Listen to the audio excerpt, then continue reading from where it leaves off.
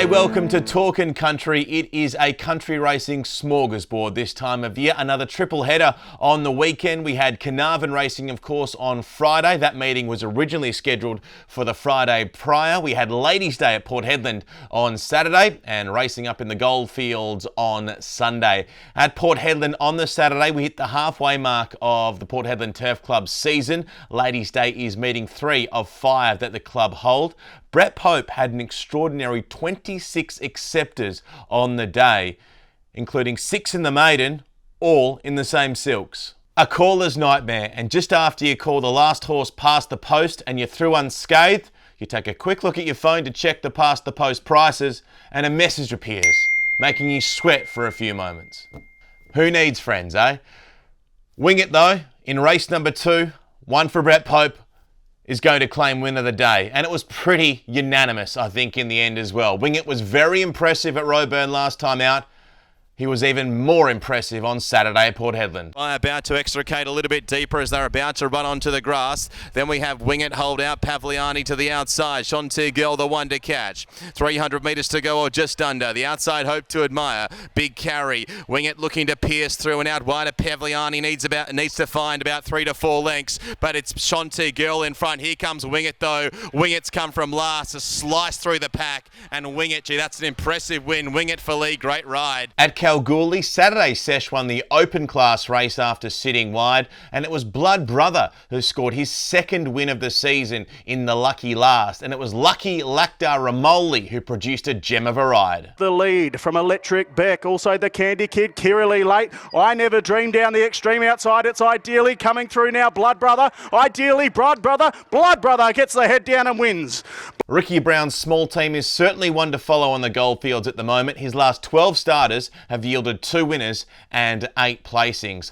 Win of the day though, again, it went to the Lion's Gate. This horse is in a great vein of form at the moment, and for the second start running, he produced an emphatic victory. Inside the final 200, however, it's Penn, but here's the Lion's Gate. It's the Lion's Gate who hit the lead with 100 metres to run and going away with it as well. The Lion's Gate goes on for a nice win. Neville Newton has certainly got the Lion's Gate purring at the moment. That's 2 straight very emphatic wins. And Royce Newton, son of Neville, and of course the voice of the Goldfields, the race caller up there at the KBRC, joins us now on Talking Country. How do we find you, Royce?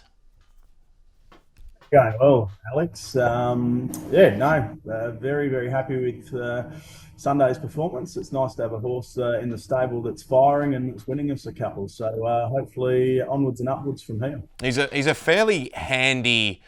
Well, he was a handy horse back in his early days over in Sydney, nicely bred type, and you've, of course, or yourself and your father have had him for a couple of seasons now, and he has won races previously, but you seem to have found the key to him because his last 2 wins have been fairly devastating. What is that? Yeah, look, I don't know. I think, we got him towards the end of 2024, and he was a horse that came across as a Class 1. He won us 2 last year, but his last 2, he's really sort of turned the corner a little bit, it seems. Yeah. He tried a on-speed sort of pattern there on Sunday at Cal, so the way that he put them away, we'll just see, but we may even have a crack in town, sort of a restricted race if we can. Be nice to bring one down. Must mean a bit to your dad as well. Always. He's generally had horses, but always a very small stable, and this is probably one of the better ones he's had for a little while, and it looked like it did mean a bit to him in that post-race interview on Sunday. Yeah, we've probably had some bad news with the other horses in the stable as well of late, so to have one that's sort of, it's a shining light, and you take one to the races and you get a winner, it's a good feeling. So, for sure, he's just a dude too. He's a real cool horse. He's so much fun to, work with, and that he'll let you do anything with him. He's just a ripper. So hopefully he can keep doing what he's doing and we'll have more success. I like Simba, the nickname as well. It's an obvious one, but I like it. Did you come up with that? I did. Yeah, I did, and it sort of stuck. Quite often they don't stick, but he's Simba. That's what he is. Yeah, it makes a lot of sense, I tell you what. Your dad's been a trainer, of course, for many years, and you've helped him, and I guess it's something you were born into. But is the Newton family, is it steeped in history and racing in the Goldfields, or did your dad was he the one that started or kicked it off? Dad sort of kicked it off. His brother-in-law Jeff Carroll was a trainer up here, and his other brother-in-law was a jockey, Freddie Harvey.